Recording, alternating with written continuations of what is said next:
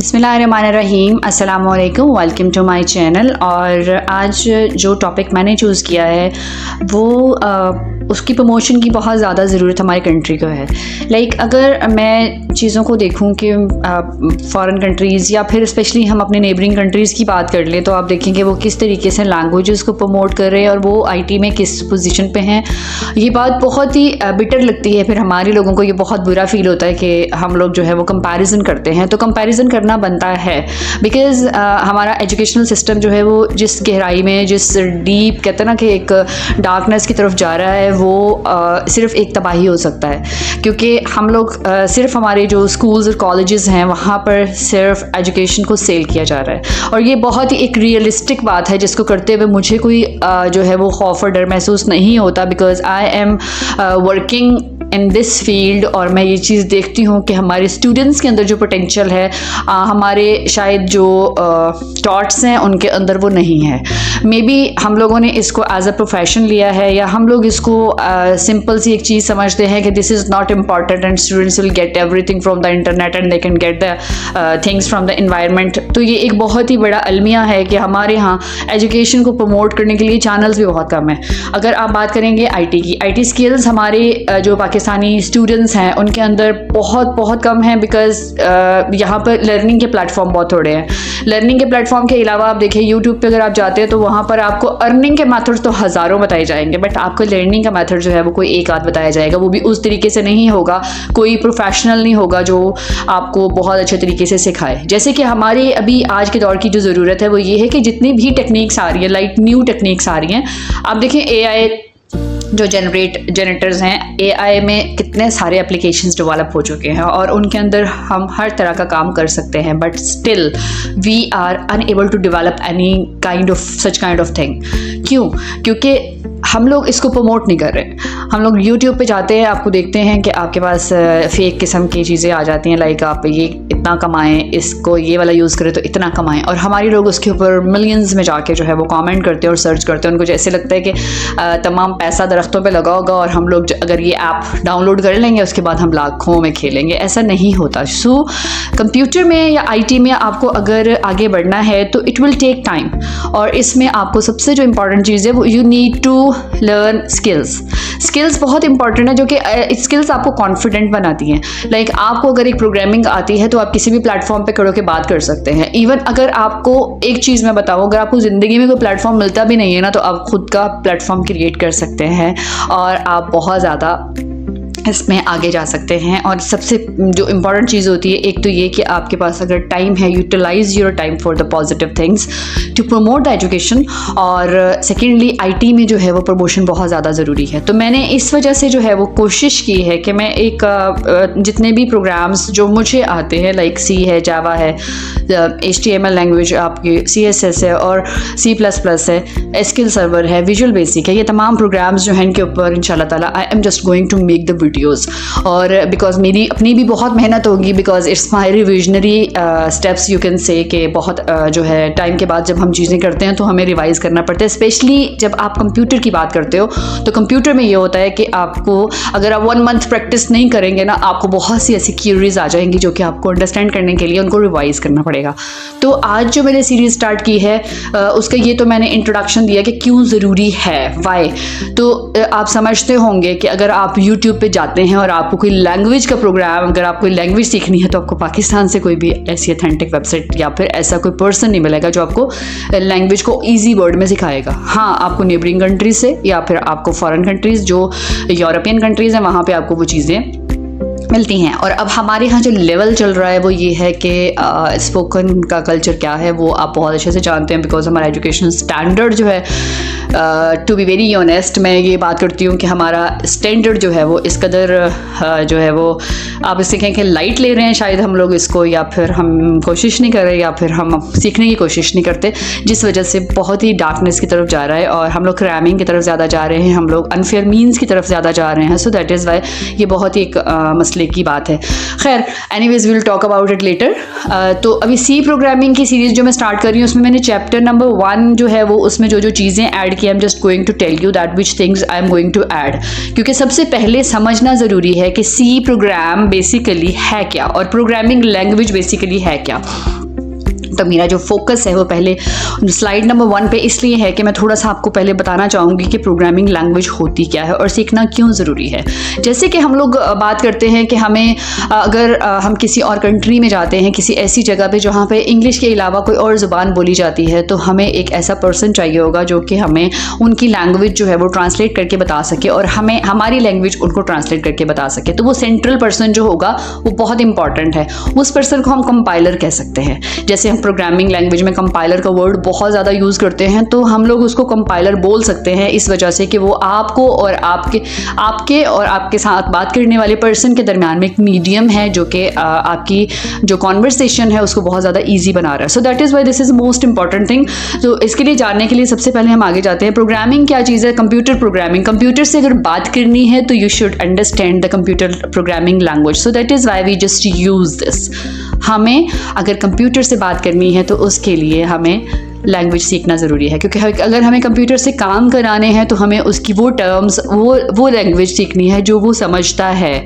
तो इसी को हम प्रोग्रामिंग लैंग्वेज बोलते हैं। अब कंप्यूटर मल्टीपल काम करता है, लाइक कंप्यूटर से आप तमाम चीज़ें, हमारे अप्लाइंसेस तक जो हैं वो कंप्यूटराइज्ड हैं and working with the chip and working with the multiple devices and instructions. So that is why we need to understand everything like this, कि हमें कैसे अंडरस्टैंड करना है, हमें प्रोग्रामिंग लैंग्वेज को अंडरस्टैंड करना है। तो मल्टीपल लैंग्वेजेस बनाई गई हैं मल्टीपल पर्पसेस के लिए। जहाज़ों तक उड़ाए जा रहे हैं सिर्फ इन लैंग्वेजेस की वजह से, बट हमें अंडरस्टैंड करने के लिए बहुत आसान वर्ड्स चाहिए, बहुत आसान ईजी टर्म्स चाहिए जो कि मैं इसमें यूज़ करूँगी इंशाल्लाह ताला, and you will understand it. सबसे पहले हम चले जाते हैं यहाँ पर कि आज इस चैप्टर में चैप्टर नंबर 1 थोड़ा सा लेंथी हो जाएगा इस वजह से कि अगर आप इसको अंडरस्टैंड कर लेंगे तो आपको बहुत अच्छे तरीके से समझ आ जाएगा कि सी लैंग्वेज बेसिकली किन किन चीज़ों के कौन कौन से ऐसे वर्ड्स हैं जो आपको लगता है बड़े डिफ़िकल्ट हैं और आपको अंडरस्टैंडिंग में बहुत प्रॉब्लम हो रही है। तो सबसे पहला जो इसका टॉपिक है वो वेरिएबल्स हैं, फिर उसके बाद हम कॉन्स्टेंट्स पे बात करेंगे, नंबर 3 पे हम कीवर्ड्स पे बात करेंगे, number 4 is comments, number 5 structure, फिर डेटा टाइप्स पे बात करेंगे और फिर हम बात करेंगे आउटपुट्स पे, और साथ साथ इनके थोड़े से हम प्रैक्टिकल्स भी करेंगे। तो हम सबसे पहले चले जाते हैं वेरिएबल्स पे। वेरिएबल क्या जो वर्ड है वो हम नॉर्मली बहुत ज़्यादा यूज़ करते हैं अपनी लैंग्वेजेस के अंदर। वेरिएबल का बेसिकली लफ्ज़ी मतलब होता है चेंजेबल, ऐसी चीज़ जो चेंज हो सके। जैसे मैं एक एग्जांपल देती हूँ, घरों में हम लोग बहुत सी ऐसी चीज़ें होती हैं जिनको हम बॉक्सेस में बंद करके रखते हैं, या हमारे पास जैसे कि अभी कोई सीज़न चेंज होता है, लाइक हम लोग सीज़न चेंज हुआ, हमारे पास जो विंटर का स्टफ़ है वो हम किसी बॉक्स के अंदर रखेंगे और समर का हम निकाल लेंगे। और उसके बाद क्या होता है, जैसे समर आता है तो हमें समर का निकालना होगा, विंटर का रखना होगा। इस तरीके से मतलब हम लोग चेंज करते रहते हैं चीज़ें। और समटाइम ऐसा होता है कि हम लोग कुछ ऐसी चीज़ें होती हैं जिनकी हमें फ़िलहाल ज़रूरत नहीं होती, तो we just put all those things in some cabins और सम बॉक्सेस। तो ये जो बॉक्सेस होते हैं ना आपके, जो चीज़ें रखने के लिए इस्तेमाल होते हैं, उनको हम कहते हैं वेरिएबल्स, कंटेनर्स। जो कंटेनर होता है कंप्यूटर की लैंग्वेज में, कंटेनर को हम वेरिएबल कहते हैं। यहाँ पे आप कहते हैं variable is a name of the memory location which store some data. Computer में एक ऐसी जगह जहाँ पे आपने उसको लोकेशन दे दी, आपने वहाँ पे चीज़ों को सेव कर दिया है और आप उसको वहाँ स्टोर करना चाहते हैं, तो वो जगह जहाँ पे आप चीज़ों को स्टोर कर रहे हैं दैट इज़ योर वेरिएबल।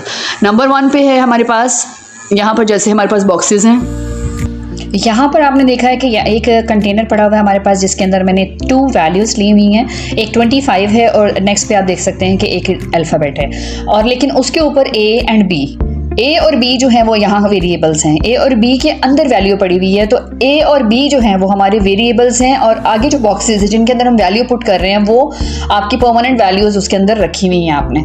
तो हम क्या कर रहे हैं कि ये जो A और B हैं ये आपके कंटेनर्स हैं, इनके नाम चेंज हो सकते हैं। आप इनको C कर दें, आप इनको D कर दें, आप इनको कोई भी अल्फ़ाबेट देते हैं, नंबर दे दें, anything you can do it.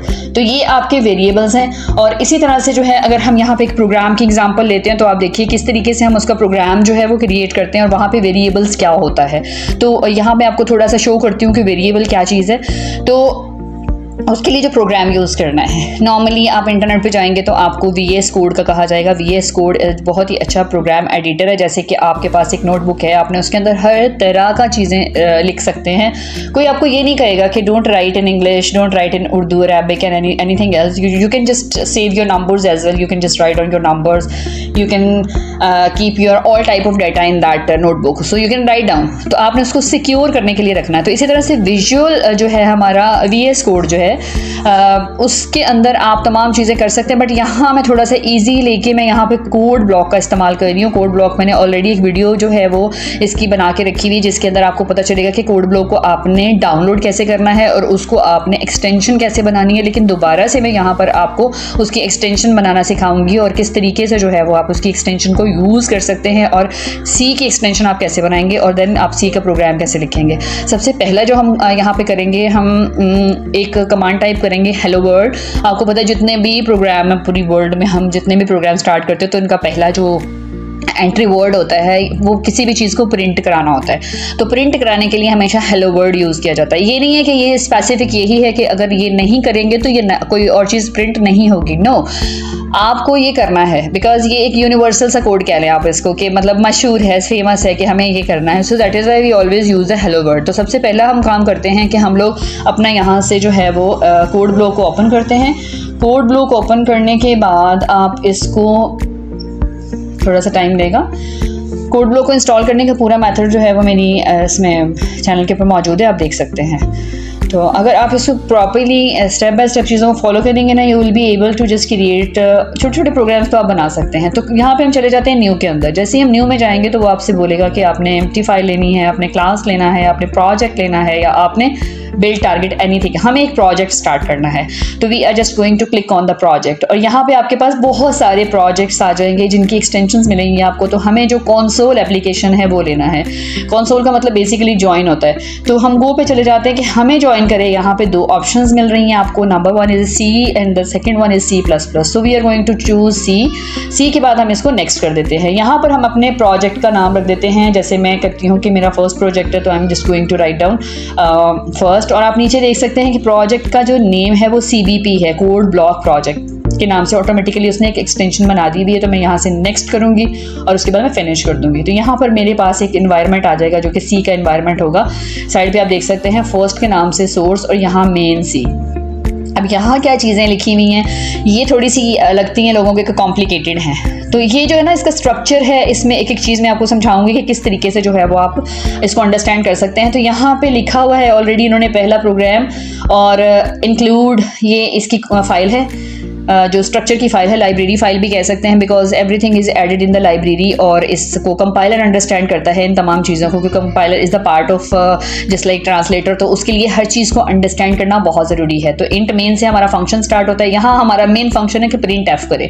किसी भी चीज़ को आपने रिजल्ट के तौर पर लेना है तो हम उसके लिए प्रिंट एफ की कमांड यूज़ करते हैं।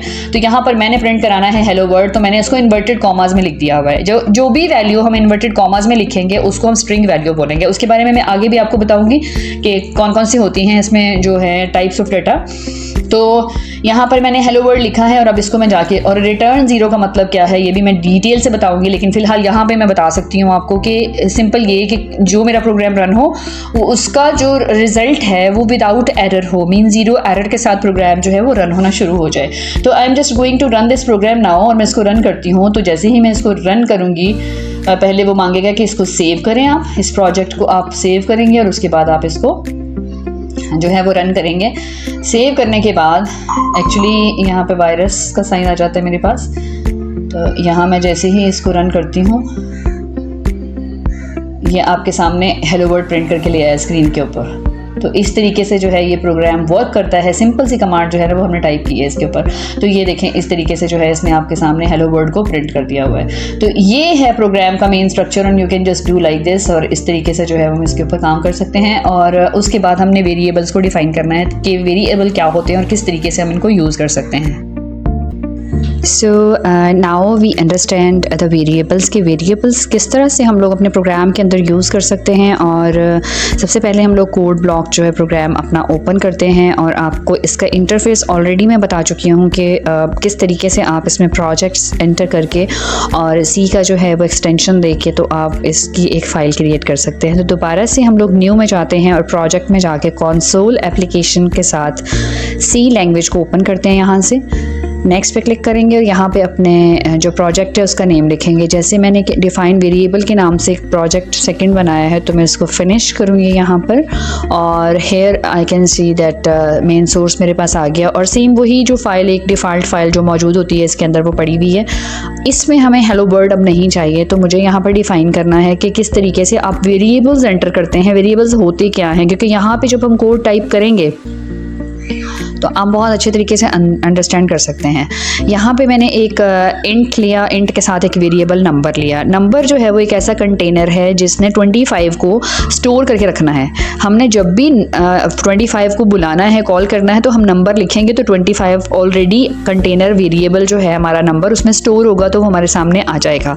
और यहाँ पे मैं एक यहाँ मैंने स्टार लिखना था तो स्टार और का जो है हमारा नेक्स्ट जो है वो है कैरेक्टर से लिया गया है, जिसमें हमने कोई भी कैरेक्टर लेना है जैसे अल्फ़ाबेट्स हैं या फिर हमारे पास स्पेशल कैरेक्टर्स हैं, स्टैटिस्टिक, और इसके अलावा हमारे पास अंडरस्कोर और वो तमाम कैरेक्टर्स आ जाते हैं। फिर इसके बाद मैंने इंट एज लिया जिसमें मैंने इंट का मतलब है इंटीजर वैल्यू, जिसमें नंबर की वैल्यू आती है वो तमाम इंटीजर वैल्यूज़ होती हैं। इसके बारे में भी पूरी एक वीडियो आगे मैं बना रही हूँ जिसमें क्लियर करूँगी कि डेटा की टाइप क्या है। फ्लोट जो है उसमें पाए हमने डेसिमल वैल्यू ली है और आप देख सकते हैं ये तमाम चीज़ें जो हैं इनमें कंटेनर्स क्या हैं हमारे, इनमें हमारे वेरिएबल्स नंबर, स्टार, एज और पाए कि जब भी ये तमाम चीज़ें जो हैं वो ये इन्होंने जितनी भी वैल्यूज़ हैं वो अपने अंदर स्टोर करके रखी हुई हैं। और इन्हीं वैल्यूज़ को अगर हमने डिस्प्ले कराना होगा या हमने प्रिंट कराना होगा तो क्या होगा, हम नंबर को कॉल करेंगे तो वो अपनी वैल्यू जो है वो इसके अंदर लेके आ जाएगा।